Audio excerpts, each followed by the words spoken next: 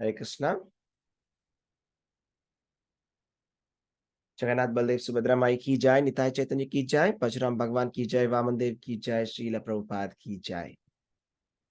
ओम अज्ञानतिमिरान्धस्य ज्ञानाञ्जनशलाकया चक्षुरुन्मीलितं येन तस्मै श्रीगुरवे नमः।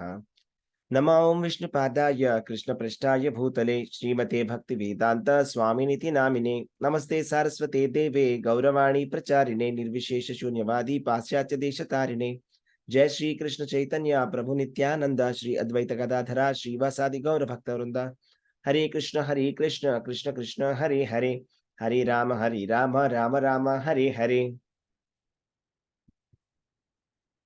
Okay, we are doing the chapter number 18. This chapter number 18, the name is Conclusion, the Perfection of Renunciation. So chapter number 18 is more or less like the summary of the entire Bhagavad Gita. So there are two chapters which are like the summary of Bhagavad Gita, which are like chapter number 2 and chapter number 18. And like these two are like the one of the largest chapters of Bhagavad Gita.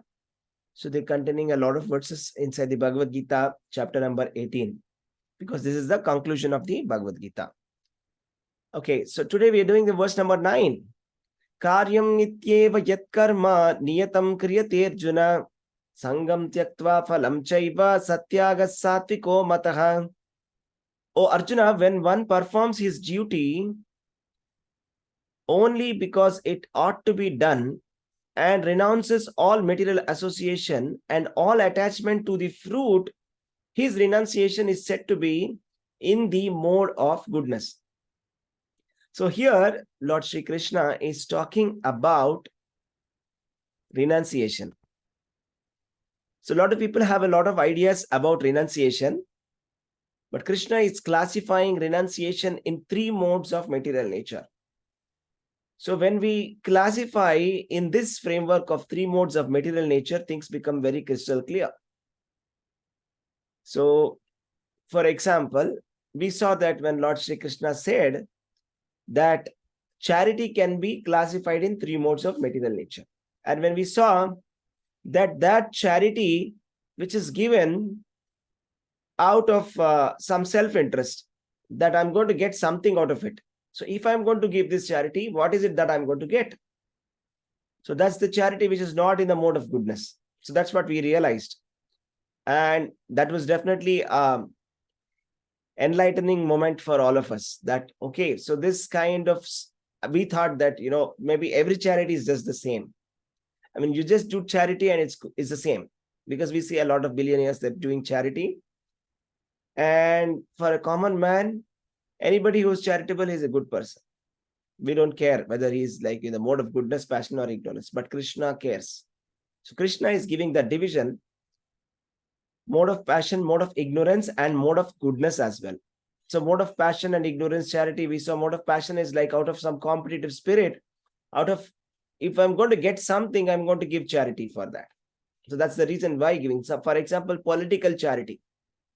For example, for the purpose of some political reasons or for business reasons, for example, if a business is doing charity, just imagine if there is a business which wants to do well in some market, in some country.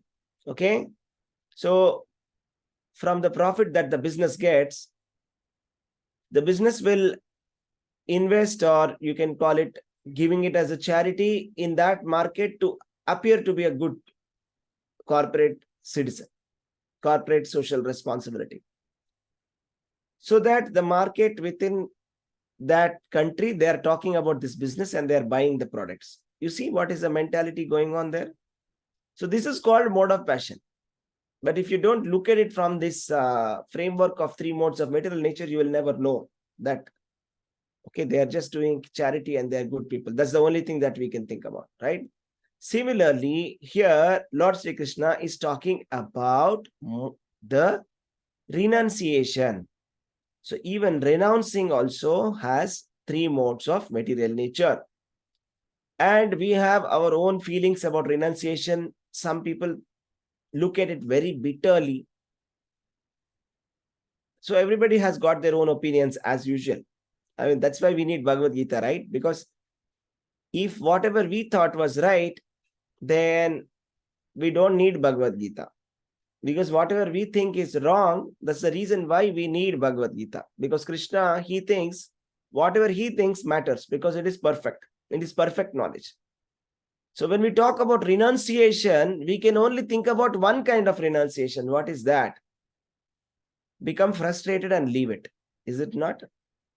I become frustrated at something, therefore I left it. I have a lot of difficulty in doing something. Maybe like there is somebody who's working somewhere and then he didn't like that job, so he resigned. So that's like mode of goodness, passion, or ignorance. So that's what we should think about it now. Or if you think about from worldly responsibilities, maybe if you think about responsibility as a householder, so maybe there's a couple who don't like each other and they left, they got separated. So now, is that mode of goodness, passion, or ignorance? So then somebody quarreling at home, he left the house and went. So this is what we know. But you see, this is not mode of goodness. That's what Krishna is specifying here. Actually, you know what is the meaning of mode of goodness? Renunciation is good. Renunciation is not bad. As such, renunciation is not bad. But mode of passion and mode of ignorance, they are bad. That's what we should realize. Whatever activities that we are doing, the activities are not, they're fine, they're okay. As long as you're doing them in the mode of goodness for the sake of Krishna. But how many people are renouncing for the sake of Krishna? And are they renouncing it with full knowledge or not? So that's the point. So let's come back to this and read it again. Here Krishna is saying, Karyam ityeva yat karma niyatam kriyate Arjuna sangam tyaktva phalam chaiva satyaga satviko mataha. Arjuna, when one performs his prescribed duty only because it is ought to be done and renounces all material association and all attachment to the fruit, his renunciation is said to be in the mode of goodness. So this is not renunciation at all. Do you realize what Krishna is saying here? What is he saying here? He's saying it's not about stopping from doing work. He's saying when somebody performs his prescribed duty, but he's doing it only because it is ought to be done. This is how it is supposed to be done. All right? It is supposed to be done like this. Any activity must be done like this. You see, you have to go to work. You go to the work, but then you're going only because it's your duty. It's not that you're attached to it. You see, there's a lot of difference being attached to something or being attached to the result. You see, what is the meaning of being attached to the result? Sangam tyaktva phalam chaiva. Phalam, what is phalam? Fruits. What is the fruits? For a tree, if you're going to water a tree, take care of it nicely. After a couple of years, you get fruits. Is it not? So similarly, if you're doing certain activity, there is always some motivation for the fruit. Otherwise, why would we do that activity? Is it not? We're doing something, we're going to job because we get some money. We're doing something, right? So it can be any kind of profession. Maybe somebody is doing some business for the sake of some profit. But then it's not that you should not get profit. It's not that you should not earn income at all, but you should not be attached to your results. That's the important point. Don't be attached to the result. When you become attached to the result, you're not renounced. That's the point. So real renunciation is not stopping the duty. It's more difficult than that. It's so easy to stop the work. It's much easier, right? There's a mode of passion. You see, mode of passion, renunciation in mode of passion is just like, my senses don't like it, I stop it. Right? This is the Western concept. I don't like it, I stop it. Just do what you love. Stop anything which you don't like. Right? Is this mode of goodness? It is not. It is mode of passion. What is mode of goodness? You continue to do the activity despite of not liking it. So there is no question whether you like it or not. That's the point, because it's your prescribed duty. Arjuna, he is saying that I don't like to fight this war. It's not about him liking it or not. He is supposed to do his activity because he is a Kshatriya.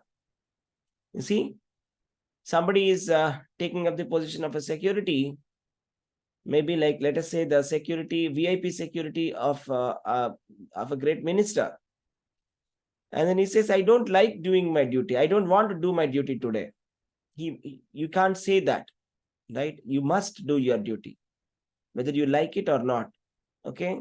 If it is your duty, you must do it. That's the point. You're supposed to do your prescribed duties. So householder is there taking care of his family. The right kind of renunciation is not leaving away, but just staying in that family, working hard, but just doing the activity because it's supposed to be done, because the activity itself is purifying. That's what Krishna is saying. Karma itself is a treatment for us when taken it in the proper right way. You see, when you don't know how to do this activity, that's when it becomes binding. But you can use it to your advantage, whatever you are doing, wherever you are, whatever you may be doing, just turn this point. It's very important. It's very simple. Just perform your prescribed duty only because it is ought to be done. Don't stop doing it, but just do it for the sake of it. That's because your prescribed duties purify you. And who is giving these prescribed duties, and why do they purify us? See, we are affected by the three modes of material nature. We are affected by our karma, and we are affected by this nature, and we have got certain kind of nature. And for our nature, Krishna has given us certain kind of activity, work. These works have been described in the Bhagavad Gita and, in the Vedas. So in the Vedas, in the Shastras, we get information about what kind of activities who must do. So one common activity that we can think of is based on Varna Ashrama Dharma. If not for Varna, we can think about the Ashrama Dharma. So 0 to 25 years, being a bachelor, 25 to 50, being a householder, 50 to 75, being a Vanaprastha, 75 to 100, for example, being a sannyasi. You can think of that, or being a householder for that matter, taking care of your house properly as a duty, in the way it is supposed to be done, without regretting, right? With doing it nicely, the way it is supposed to be done, as a sacrifice for Vishnu. So it is supposed to be done as an offering for the Lord. So that means you are doing your work as worship. So this is the real worship, not just simply doing your work, what you like, being attached to it, being attached to the fruits, and just putting a board, work is worship. That's not going to work. You see what's the difference? You see, there are two things here, right? Somebody is saying somebody very attached to work is actually considered very bad in the Vedas, right? Because you're attached to your work.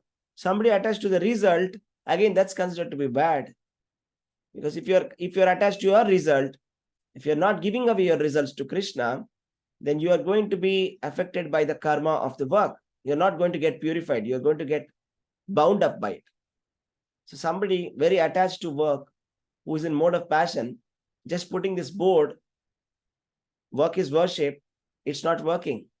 So it's not working as per Bhagavad Gita. Okay? So work is worship. Yes, it is, but not in the way you think. Not at the moment. At least it's not for the person who is in mode of passion. No.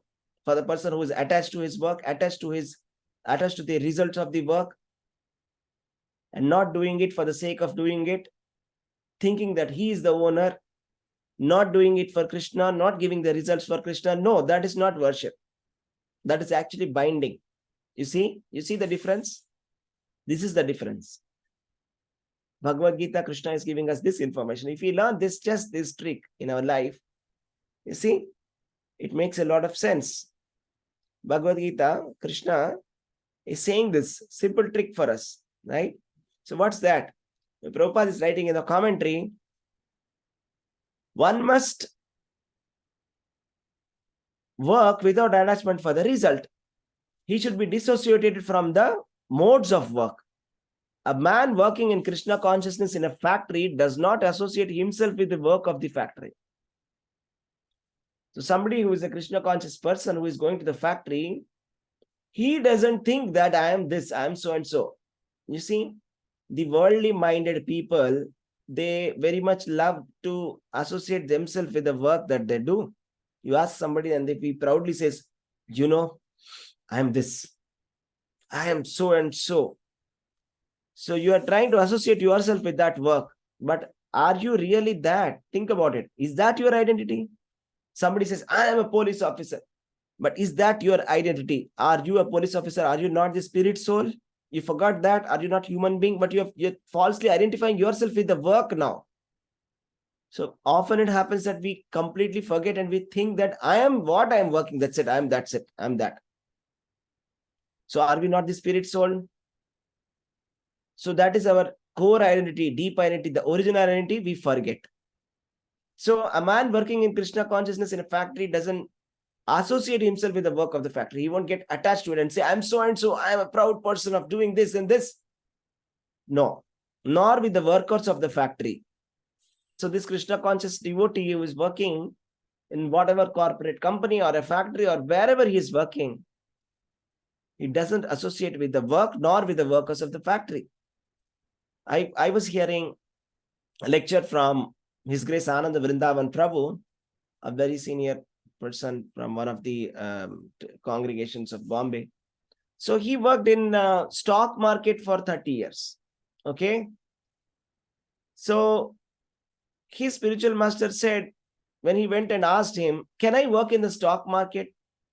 Because obviously, stock market is not a place where you can be very spiritual, right? Because there is so much of money. It's always like purely materialistic kind of a place where, always you're talking about money. You're always talking about ups and downs and rises and falls. And it's all about profit and loss. And it's the only thing that's going on there. That's the consciousness that's there in the stock market. So can I work there? I am an initiated devotee. He asked his spiritual master, and his spiritual master said, you can work, and I want you to work there to show or to set an example to others that how a Krishna conscious devotee is unaffected by this. So you do one thing. Every day before you go to work, you finish your Mangalarti and you finish your 16 rounds of chanting. And this devotee, he says that in his 30 years of working in the stock market, he never missed chanting his 16 rounds before going to the office. Never. So he worked 30 years in the stock market and he's out of it. Now he's out of it. He has completely retired and he's into preaching. He's doing full-time devotional service. So this is what it is, right? If you're not going to follow this instruction, it's not going to be the same. You'll be completely sucked up into the mire of that work, identifying yourself with that work, identifying yourself, you'll be completely attached. So there's some kind of invisible ropes binding you to that work, binding you to the result of the work. So much so that you can't even go towards Krishna. You can't take steps towards Krishna. The most important goal of life, Nate Vidur Shastra Gatim Hi Vishnu. The most important goal of our life is not to become a distinguished worker in a factory or corporate, or to get attached to the result that the corporate is giving us. That's not the aim of life for sure. It's just a duty. It's a prescribed duty for us to take care of our family, to take care of our body. That's it. Okay? But it's not that I become so attached that I am away from Krishna now. I don't have time for Krishna. And I ask, what are you doing? I don't have any time for Krishna. This is not something that we should say. It's just like saying, if you say, I don't have time for Krishna, it's as well as saying, I don't have time for myself. Because Krishna and myself, qualitatively, you see, we are one. There's no difference. You are part and parcel of Krishna. Living entity, you are a part and parcel of Krishna. That is qualitatively one, quantitatively different. But when you say, I don't have time for Krishna, it's almost like saying, I don't have time for myself. I don't have time to eat my food. Right? So if you don't eat food, what happens? Bad health. And even one person may die. So if you don't give spiritual food to your soul, the soul will suffer. So that's the reason why people are really suffering. This is the reason why people are suffering. Okay? So this is the secret. Just work simply for Krishna. Give up the result for Krishna. That's it. That is transcendental work. And despite you working in the stock market despite you working anywhere, it doesn't matter. Okay, where you're working, it doesn't matter. What matters is whether you're working for Krishna or whether you're working for yourself. That's what it matters. Okay, so we'll stop here. Hare Krishna. Any questions?